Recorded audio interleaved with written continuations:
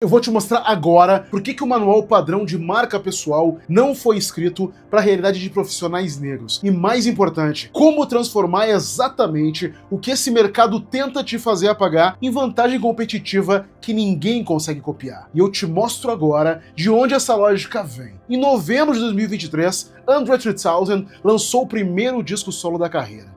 Depois de 17 anos sem silêncio, o homem que foi metade dos maiores grupos de hip hop da história finalmente voltou. E o que ele entregou foi 87 minutos de flauta instrumental. Nenhuma letra, nenhum verso, nenhum rap. A capa do álbum trazia um aviso escrito em letras miúdas: No bars. Sem rimas. A comunidade que o esperava explodiu. Memes compararam ele com a flauta do Lula Molusco. A crítica especializada tratou como uma das obras mais corajosas do ano. E André, em entrevistas, foi cirúrgico. Às vezes, parece inautêntico pra mim rimar, porque eu não tenho nada pra dizer daquele jeito. E fazer rap sem verdade é uma forma de morte criativa. Agora, eu quero que você pense comigo. Por que um artista, no auge do capital simbólico, com audiência garantida, com mercado aberto, recusaria exatamente o produto que esse mercado implora? A resposta para essa pergunta é o centro do que eu quero discutir com você hoje, porque ela tem tudo a ver com marca pessoal, com posicionamento e, mais especificamente, com o que significa construir uma marca sendo negro no mercado que já decidiu o que espera de você antes mesmo de você abrir a boca. Olá, seja muito bem-vindo, meu nome é Ale Garcia. Eu sou escritor, publicitário, criador de conteúdo e empreendedor. E repetir isso aqui pra você não é por vaidade. É pra você saber que ao longo de mais de 18 anos de carreira em criatividade, em agências, marcas, no mercado digital, eu construí minha trajetória profissional em espaços que não foram, de forma alguma, desenhados para mim. E foi exatamente essa experiência que me fez entender que o manual padrão de marca pessoal foi escrito para uma realidade que não é a nossa. E hoje eu quero ir fundo nisso com você. Começando com 1959, com um sociólogo americano chamado Erving Goffman, que publicou um livro que mudou a forma como a academia entendia a identidade. O livro se chama A Representação do Eu na Vida Cotidiana. E o argumento central era elegante. Toda interação social é uma performance. Você gerencia as impressões que causa, você controla o que apresenta, você escolhe o personagem que joga em cada palco da vida. A ideia de Goffman era sofisticada e influente, e até hoje ela aparece em cursos de comunicação, marketing pessoal e branding com uma naturalidade impressionante. Só que tem um problema. Ela pressupõe que você tem controle sobre o roteiro, que a plateia chega ao teatro sem expectativas fixas sobre quem você é, que o palco é neutro. E para o profissional negro, o palco nunca foi neutro. 54 anos antes de Goffman, em 1903, W.E.B. Du Bois escreveu uma frase que eu precisaria de muitos minutos para descobrir e desdobrar completamente. Ele disse que o negro vive com essa sensação de sempre olhar para si mesmo através dos olhos dos outros, de medir a própria alma pela fita métrica de um mundo que o observa com desprezo e pena. Du Bois chamou isso de dupla consciência, e o que ele estava descrevendo era exatamente o que Goffman teorizaria décadas depois, mas com uma camada que Goffman não se deu ao trabalho de incluir: a camada racial, a camada em que a plateia já chegou ao teatro com o roteiro pronto para você. Quando você é negro e entra num ambiente profissional, numa reunião de diretoria, numa apresentação para um cliente, numa entrevista de emprego, você não está gerenciando a impressão a partir de uma tela em branco. Você está entrando num espaço onde a maioria das pessoas presentes já tem uma hipótese sobre quem você é, o que você sabe, até onde você vai.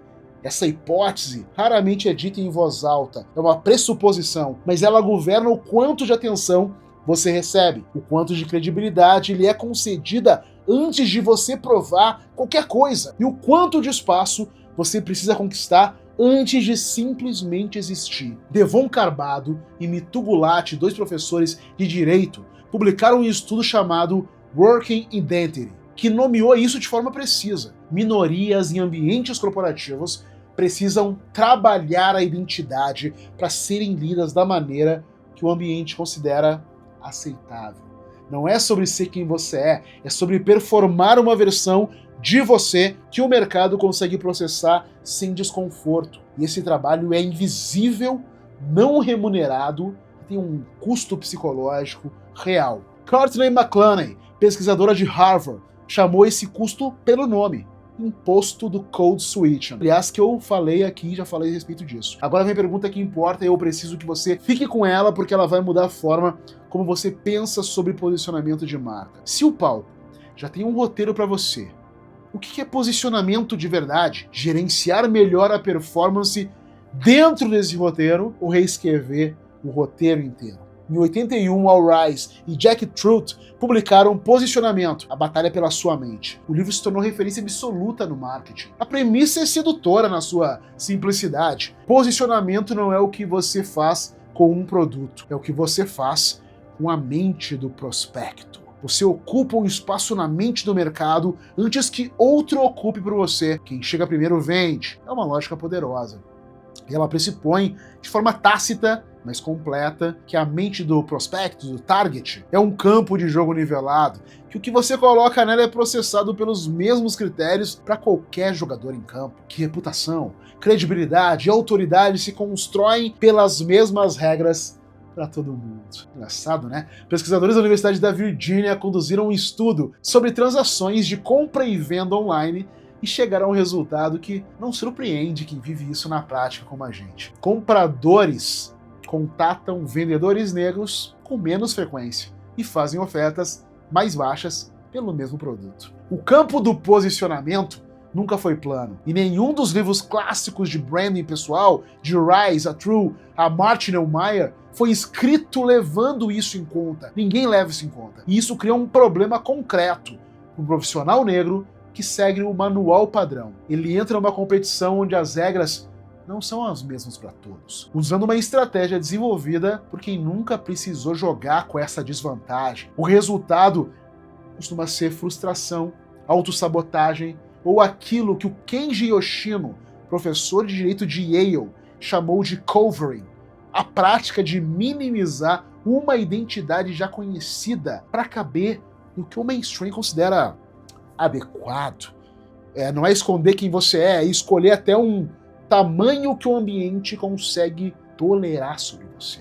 E o mercado, consciente ou não, frequentemente recompensa esse encolhimento. Mas aqui é onde a lógica vira. Porque Rise e True dizem uma coisa que lida com a atenção, aponta na direção oposta da assimilação. Eles dizem: a melhor posição estratégica é aquela que ainda não está ocupada na mente do mercado. Sabe, Mar Azul cria sua própria categoria e nela você é, por definição, o primeiro. O que o mercado enxerga como nicho limitante, lido de forma estratégica, é um monopólio simbólico. E a especificidade cultural, ancestral e afrocentrada de uma marca negra é exatamente isso. Uma categoria que nenhum concorrente genérico pode ocupar, porque ela exige autenticidade que não se replica. O problema do profissional negro que segue o manual padrão não é que o manual está errado em tudo, é que ele foi escrito sem levar em consideração que a especificidade da experiência negra, quando trabalhada estrategicamente, é a vantagem competitiva mais robusta disponível.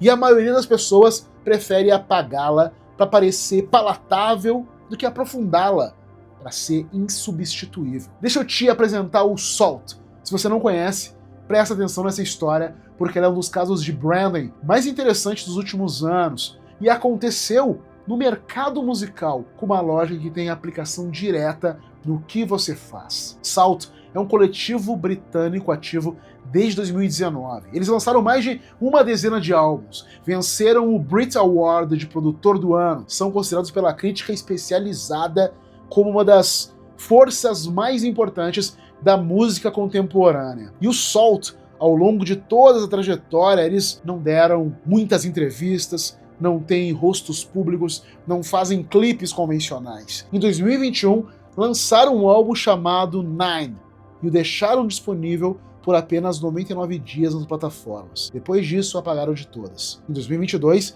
lançaram 5 álbuns ao mesmo tempo, disponíveis para download gratuito por 5 dias, numa pasta protegida por senha. E a senha era God is Love, Deus é amor. A marca Salt é inconfundível.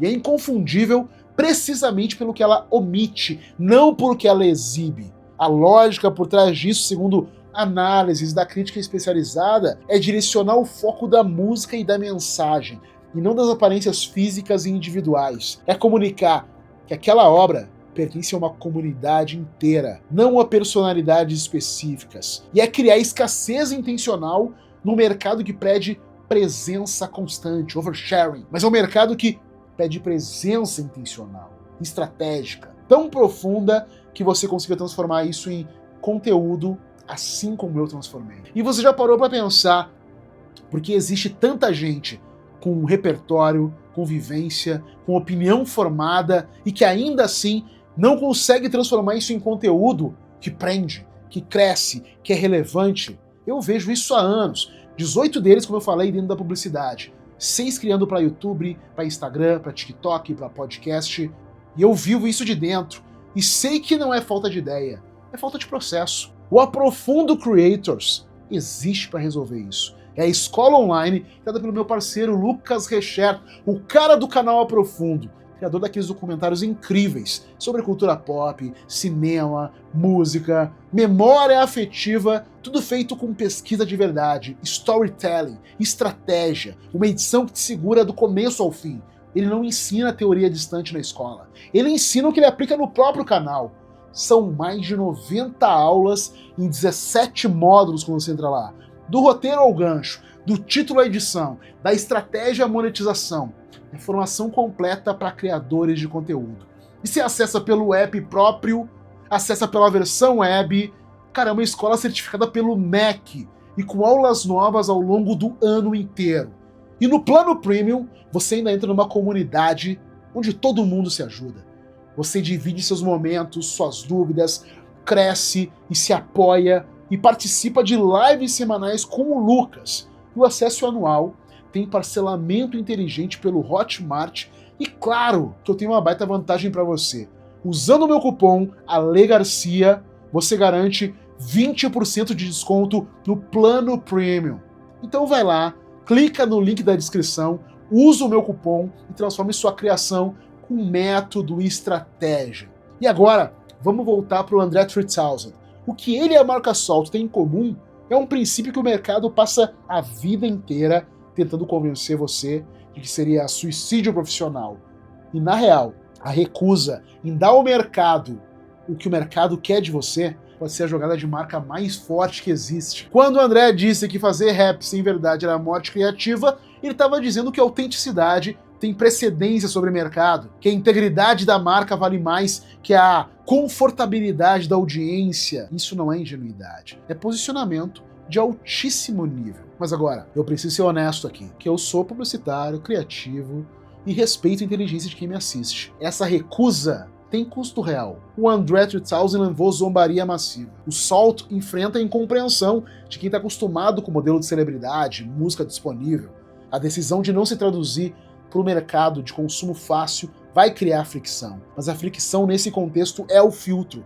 Ela separa quem está ali pela conveniência de quem está ali pela substância. E marca que constrói audiência pela substância constrói algo que nenhuma viralização te dá: lealdade com densidade. E o que isso tem a ver com você? Tudo, porque a pressão que o mercado coloca sobre o profissional negro para que ele se torne palatável é estruturalmente idêntica à pressão que a indústria coloca sobre André 3000 para que ele voltasse fazendo o que a audiência esperava. A diferença é que André tinha capital simbólico o suficiente para absorver o que custava essa recusa. A pergunta que marca pessoal convencional não faz, e o que eu acho fundamental, é como você constrói esse capital antes de precisar exercê-lo. Em 2024, o jornalista Kyle Chaika publicou um livro chamado Filter Road, que colocou em palavras algo que quem cria conteúdo sente na prática, mas raramente consegue nomear com uma precisão mesmo. O argumento central é que a lógica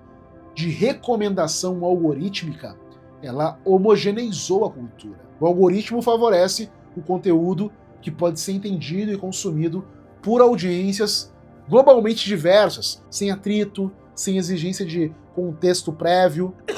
O resultado é o que Chayka chama de mesmice difusa, uma estética global de confortabilidade que achata tudo que é culturalmente específico, denso, que exige conhecimento acumulado para fazer sentido. Como esses vídeos aqui do canal, né? Agora eu quero que você entenda o que isso significa para um criador negro. Você opera sob duas forças de achatamento simultâneo. Eu opero, a primeira é racial, o mercado te empurra para uma versão de você que o olhar branco consegue processar sem ser desconfortável. A segunda pressão, algorítmica.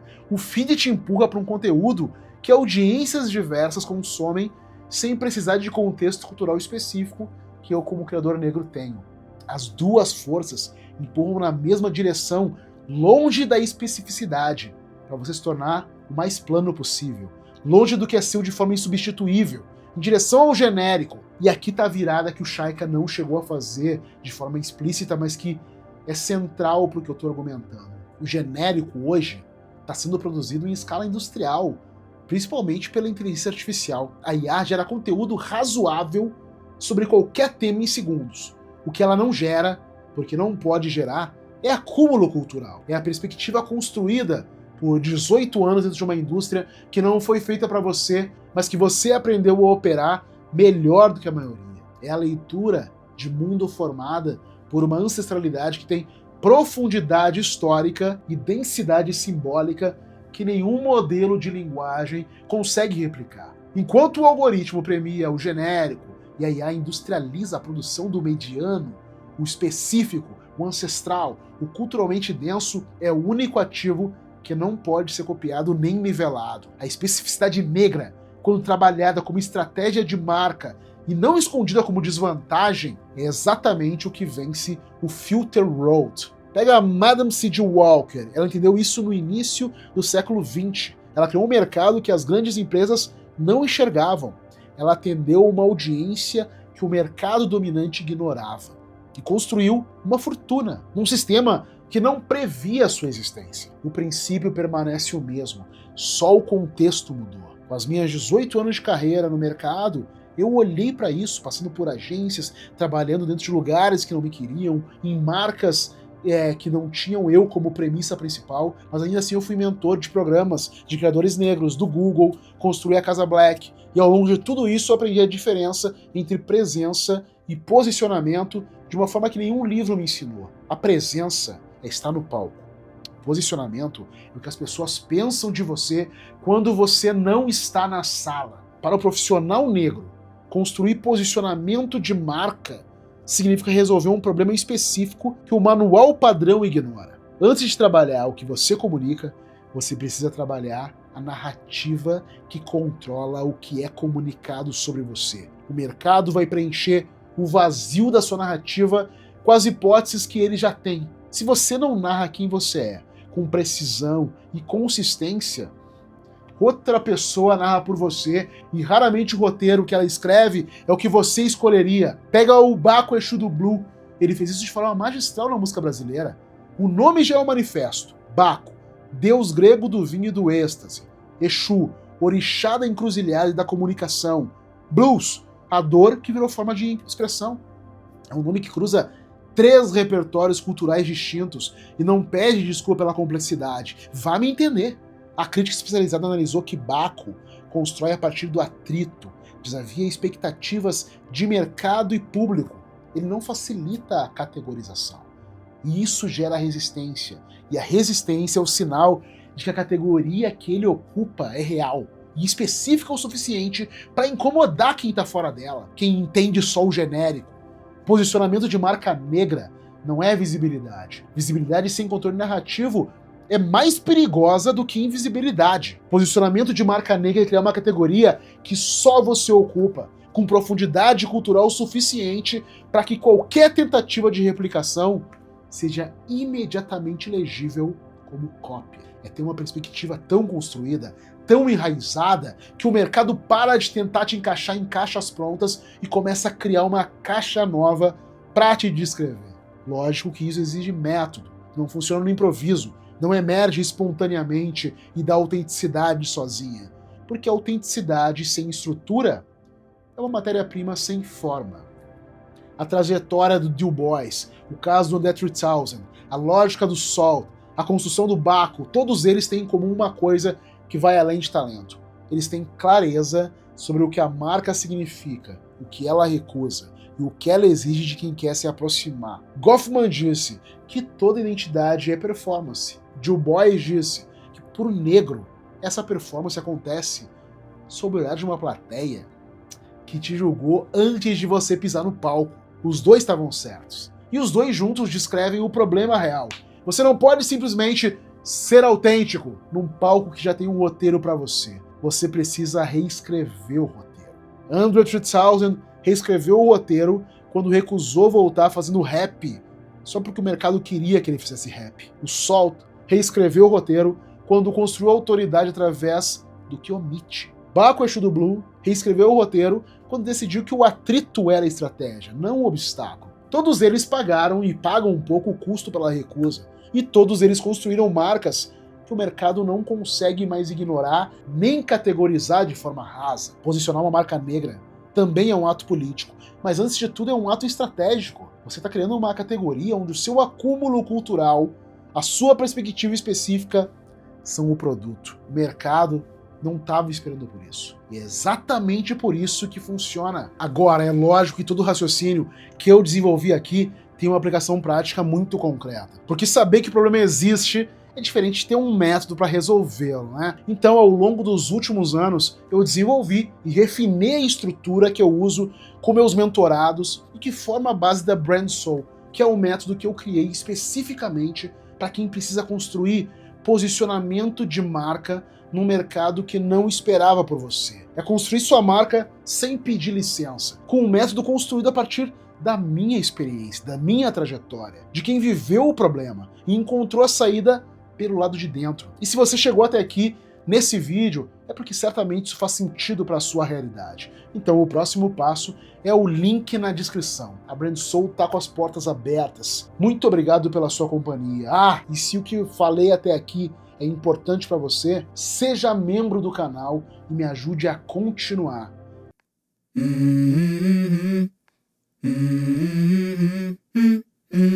Let's go. I wake up to a little bit of drool on my pillow, feel like it's gonna be a bad day.